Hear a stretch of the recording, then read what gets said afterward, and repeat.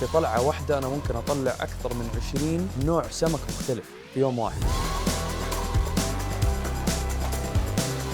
أنا كنت مسافر لين آخر الدنيا عشان أشوفه ولقيته عندي بالبحر الأحمر. إحساس كأنك أنت بتطير من دون أجهزة ما حتحس فيها إلا تحت البحر. التنوع المرجاني في البحر الأحمر حيث أنه يعتبر من أكثر البحار الغنية بالشعاب المرجانية. بعد ما اشتغلت في الهيئة صار هدفي أكبر، صار هدفي إنه أنا أنمي قطاع السياحة الساحلية كامل في المملكة.